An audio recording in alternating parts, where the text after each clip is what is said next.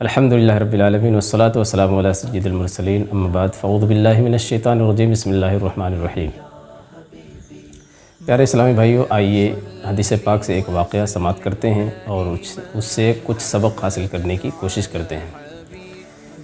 حدیث پاک میں ہے کہ ایک مرتبہ کافر کے شیطان اور مومن کے شیطان میں ملاقات ہوئی۔ کافر کا شیطان بہت ہی موٹا تازہ اور اچھے لباس میں تھا، جبکہ مومن کا شیطان بہت ہی دبلا پتلا اور بال بکھرا ہوا برہنہ یعنی ننگا تھا، یعنی بدن پر لباس نہیں تھا۔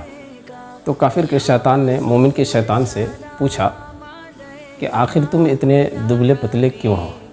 تو اس نے جواب دیا کہ میں ایسے شخص کے ساتھ ہوں جو کہ ہر کام میں بسم اللہ شریف پڑھ لیتا ہے، یعنی کھاتے وقت بھی بسم اللہ پڑھ لیتا ہے، اور جب لباس پہنتا ہے تب بھی بسم اللہ شریف پڑھ لیتا ہے، اور جب بال میں کنگھی کرتا ہے پھر بھی بسم اللہ پڑھ لیتا ہے۔ اس لیے میں ان کاموں میں شامل نہیں ہو پاتا ہوں، اس لیے میرا بال بھی بکھرا ہوا ہے، میرا بدن بھی ننگا ہے، اور میں بھوکا اور پیاسا دبلا پتلا ہوں۔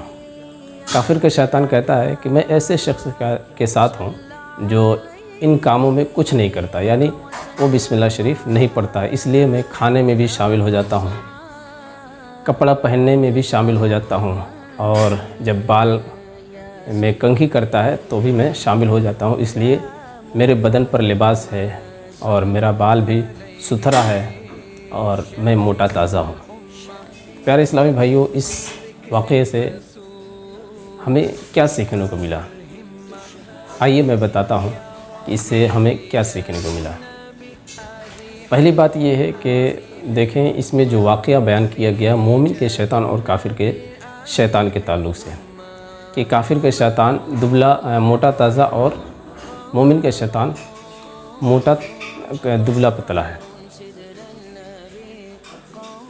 ایسا بھی ہو سکتا ہے کہ دونوں طرف مومن کے شیطان ہو اور اس میں ایک موٹا اور دوسرا دبلا ہو سکتا ہے، کیونکہ اگر ہم بھی بسم اللہ شریف نہیں پڑھتے ہیں، کسی اچھے کام میں بسم اللہ نہیں پڑھتے ہیں، تو ہمارے شیطان بھی موٹے تازے ہو سکتے ہیں۔